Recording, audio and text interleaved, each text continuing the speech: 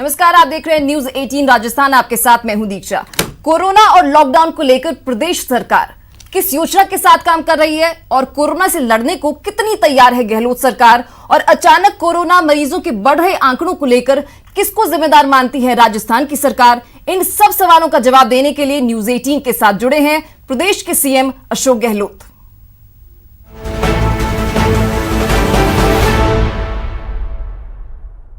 मेरे साथ इस समय बात करने के लिए न्यूज 18 इंडिया पर राजस्थान के मुख्यमंत्री अशोक गहलोत साहब हैं। अशोक गहलोत साहब, आपका अभिनंदन है, स्वागत है। सबसे पहले देश के दर्शक ये जानना चाहते हैं कि कोरोना से लड़ने में आपने ऐसा कदम उठाया जिस मॉडल की चर्चा इस समय पूरे देश में हो रही है, वो है भीलवाड़ा मॉडल। जी जी जी, बहुत ही पॉपुलर मॉडल के रूप में सामने आया है और हम लोग भी लगे हुए कि किस प्रकार से जैसे 27 केस आए थे हमारे सामने और इमीडिएटली जो कदम उठाए गए उसके कारण से सब संभव हुआ। धारा 144 के अंतर्गत कर्फ्यू लगा दिया गया, शहर की सीमा थी उसको लॉक किया गया और जो बॉर्डर है उसको लॉक किया गया और 3000 टीमें बनाई गई हमने हमारे द्वारा। 3000 टीमें बनाकर घर घर के अंदर करीब 32 लाख लोगों को स्क्रीन किया गया। करीब 6 लाख हाउस होल्ड तक गए हमारे लोग। उससे कम से कम मालूम पड़ गया कौन से संक्रमित लोग हैं, किनकी संभावना है, किनके सिम्टम्स हैं। उसके आधार पर करीब 27 हॉस्पिटल को हम लोगों ने अधिकृत किया। 22 हॉस्पिटल लिए गए और क्वारंटाइन किया गया। बड़ी संख्या में लोगों, करीब 12,000 लोगों को क्वारंटाइन किया गया और बाकी जो 27 लोग थे उनके इलाज शुरू किया गया। आज मुझे कहते खुशी है, आज तारीख में, आज सुबह खबर आई, दोपहर में खबर आई है जी अशोक जी, 2 लोग पहले जो मर गए थे पहले, जो बहुत बुजुर्ग आदमी थे जिनके प्रॉब्लम थी लंग्स की और किडनी की।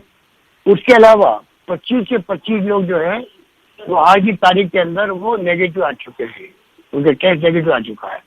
ये बहुत बड़ा अचीवमेंट है और मैं समझता हूँ कि पूरी तरह वहाँ जो प्रशासनिक मशीनरी थी, वहाँ के हमारे जो 3000 टीमों के लोग थे और डॉक्टर, नर्सेज, कंपाउंडर और जो सर्वे करने लोग गए टीम में, चाहे आंगनबाड़ी वर्कर्स थी, चाहे टीचर्स थे, जो भी लोग थे, आशा सहयोगी थी, किसी ने कमी नहीं रखी और एक मॉडल ऐसा प्रस्तुत कर दिया कि आज पूरे देश के अंदर उसकी चर्चा हो रही है। अशोक जी, ये बड़ी इंपॉर्टेंट बात है। मैं ये जानना चाह रहा हूं आपसे कि इस समय भीलवाड़ा में स्थिति क्या है, क्योंकि वहां पर एक हॉस्पिटल में भी संक्रमण बहुत फैल गया था, जिनके डॉक्टर और नर्सेस को हो गया था। उनकी स्थिति क्या है आज की तारीख में? वो सारे ठीक हो गए। आज की तारीख के अंदर जितने भी मरीज थे, 27 में से 2 पहले मृत्यु प्राप्त हो गए, जो कुछ बहुत ओल्ड आदमी थे और जिनके ऊपर मैंने कहा लंग्स की बीमारी थी, किडनी की बीमारी थी।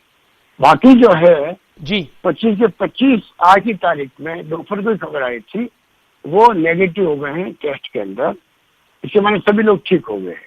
मैं आपसे ये जानना चाह रहा हूँ, क्या लोगों ने पूरी तरह से कॉपरेट करा? क्योंकि काफी दिक्कतें आती हैं कि लोगों को घर का सामान चाहिए होता है, कॉपरेशन लोगों की तरफ से कम रहती है। हमने कई स्टेट्स में ऐसा देखा है, लेकिन भीलवाड़ा में लोगों ने पूरी तरह से कॉपरेट करा। क्या समझाया आपकी मैनेजमेंट ने, आपके लोगों ने, एडमिनिस्ट्रेशन ने? देखिए, घर घर के लोगों ने सहयोग किया, एनजीओ ने, दानदाताओं ने एसेंशियल फूड सप्लाई जो कायम रखी जी, घर घर खाना पहुंचाया लोगों को, कोई शिकायत नहीं आने दी किसी के पास में और पूरी तरह स्मूथली काम चला। 3000 टीमों ने जाके घर घर में जो सर्वे किया, 32 लाख लोगों का स्क्रीनिंग की गई। करीब 6 लाख हाउस होल्ड थे, वहां तक हमारे लोग पहुंचे और मैं समझता हूँ कि जिस रूप में वहां पर अधिकृत किए गए हॉस्पिटल्स और हॉस्टल्स वगैरह, उसके वहां पर 12,000 लोगों को क्वारंटाइन किया गया एक साथ के अंदर और कुछ लोगों को हॉस्टल में रखा गया, कुछ को होम क्वारंटाइन किया गया, जो अभी तक भी 8,000 से अधिक लोग जी होम क्वारंटाइन में अंदर है।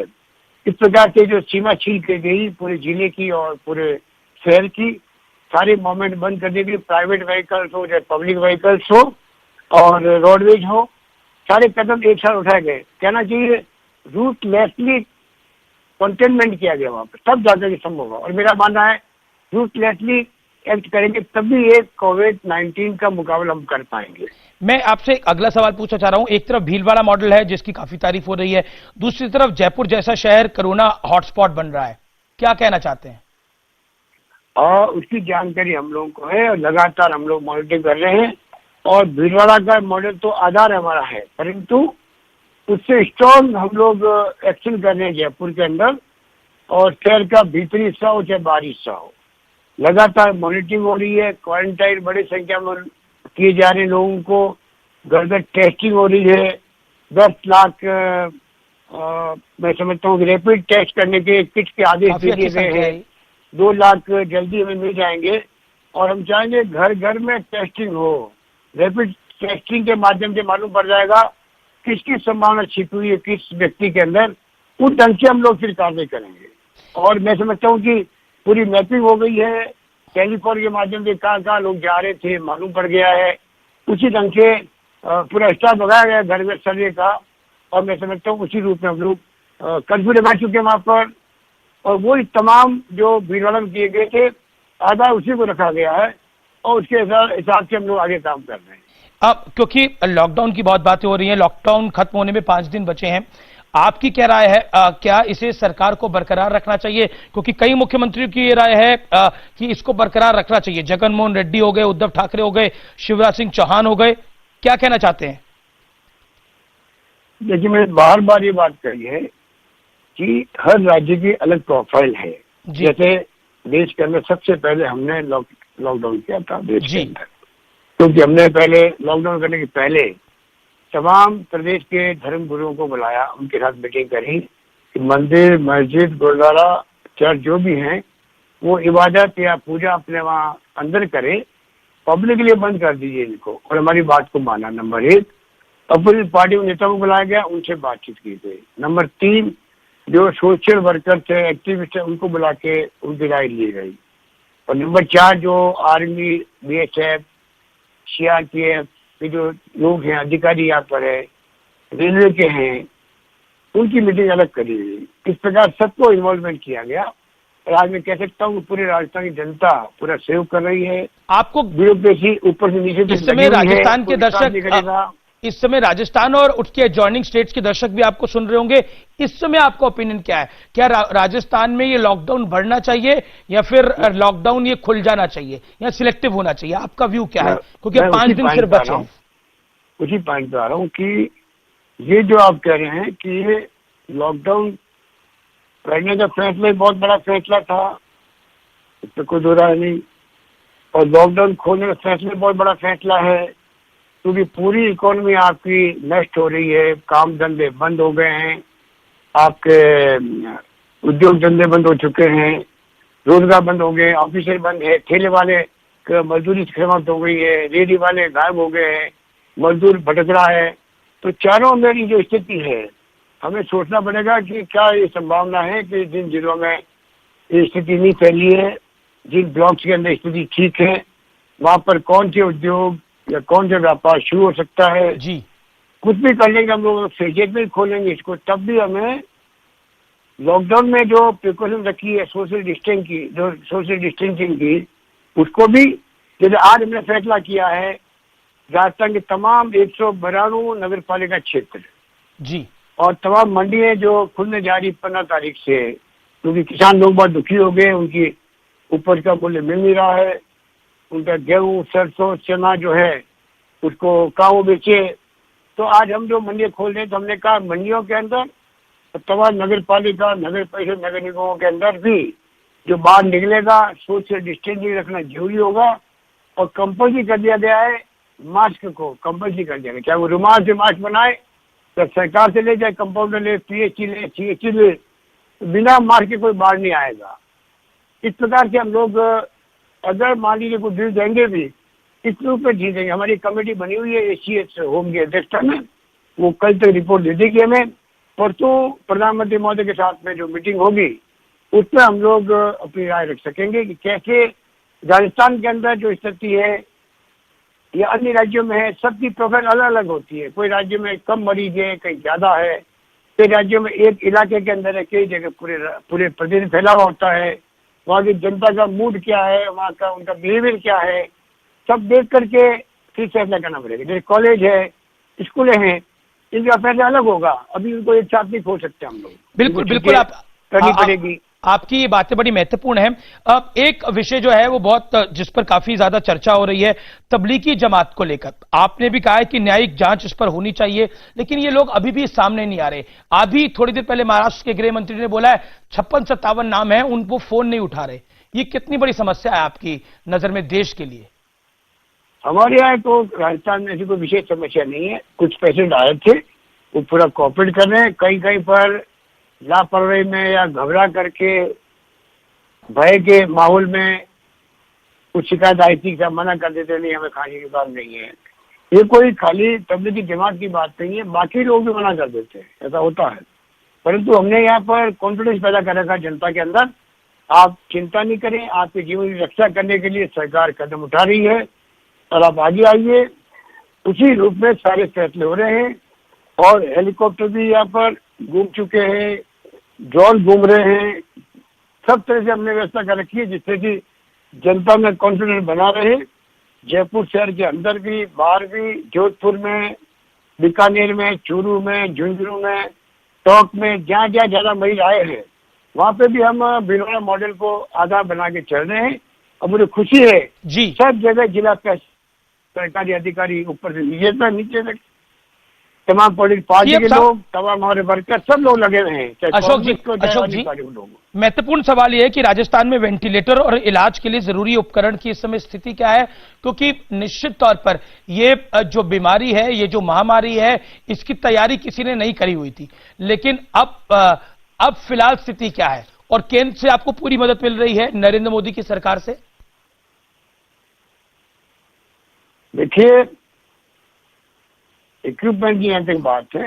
स्वाइन फ्लू आया था तब से हम लोगों ने, उसमें कुछ भी नहीं था। मैं टेस्ट के लिए पूना और दिल्ली जाना पड़ता था जी। उस पर जो हम लोगों ने तैयारी करी थी, आज 6 जगह लैब बनी हुई है। जयपुर में एक जगह पर 2000 टेस्ट एक साथ हो सकते, कैपेसिटी डेवलप हो गई जी अशोक। अब मैंने आदेश दिए कि हर जिले के अंदर लैब बनाइए आप, लॉन्ग टर्म प्लानिंग के हिसाब से। आईसीयू के बेड क्रिएट कीजिए, वेंटिलेटर की अलग ज्यादा व्यवस्था कीजिए और रैपिड टेस्ट के लिए इलेक्ट्रिक किट का इंतजाम कीजिए। इस प्रकार के पूरा इंफ्रास्ट्रक्चर हम लोगों ने शानदार तैयार किया है। कैसी भी स्थिति आएगी जी, कोरोना को हरा के रहेंगे, ये कॉन्फिडेंस हम लोगों के अंदर है, मुझ में है, मेरी टीम में है, तमाम मंत्रिमंडल के साथियों में है, बिल्कुल बिल्कुल अशोक जी, सब लोगों के अंदर है। बहुत और जहाँ बहुत तक सवाल है केंद्र का, तो मैं कहना चाहूंगा, जी। मैंने प्रधानमंत्री महोदय को भी कहा था, 2-3 सुझाव भी उन्हें दिए थे। और मैंने आज भी जो खबर आई है कि जो अमाउंट जारी किया अभी भी राज्यों के अंदर, वो मैं समझता हूँ गुमराह करने वाली बात है जी। क्योंकि ये जो पैसा आज रिलीज किया गया है, जब 2000 करोड़ रुपए राजस्थान को मिले हैं, लगभग 13,000 करोड़ रिलीज किए गए हैं। ऐसा प्रचार किया गया जैसे कि केंद्र सरकार ने सब राज्यों को कोविड से लड़ने के लिए इमदाद दी। वो बात नहीं है। ये पैसा जो जीडीपी का 3% हिस्सा फाइनेंस कमीशन संविधान के अंतर्गत मिलता राज्यों को, कर्जा के रूप में ले सकती की सीमा होती है जी। उस सीमा के अंतर्गत जो हमारी मांग थी वो रिलीज आज करो या कल करो तो करना पड़ता है। खाली वो पहले रिलीज हुआ है, कोई ग्रांट नहीं मिली है। मेरी मांग थी प्रधानमंत्री महोदय थे मोदी जी से, 1 लाख करोड़ रुपए सब राज्यों के लिए रखिएगा ग्रांट के रूप में, कर्ज के रूप में नहीं जी। और वो बाकी आप पेशेंट वहाँ पर है, पॉपुलर है, जीएसटी काउंसिल क्या फॉर्मूला देती है इंटर स्टेट राज्यों के लिए जी और इंटर स्टेट काउंसिल क्या कहती है, तब जाके आप सबको बांटिए, उसका लाभ मिलेगा। बहुत आरबीआई लोन देती है बिना ब्याज दे, अभी लोन दिया ब्याज के साथ दिया, वो नहीं होना चाहिए।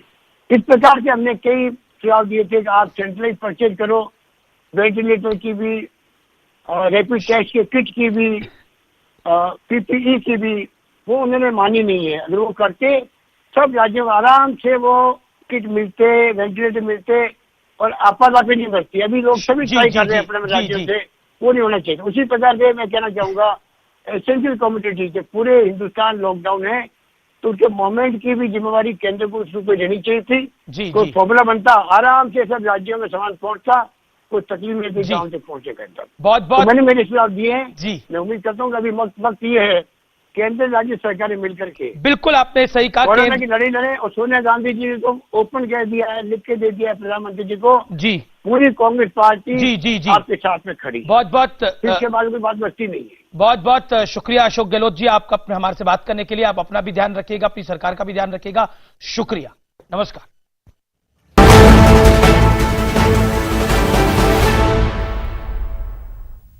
तो सीएम अशोक गहलोत का एक्सक्लूसिव इंटरव्यू आपने सुना। सीएम गहलोत ने कहा कि उन्हें पूरा विश्वास है कि देश और राजस्थान कोविड-19 को हरा देगा। इसी के साथ रुकेंगे एक ब्रेक के लिए। ब्रेक के बाद खबरों का सिलसिला जारी है।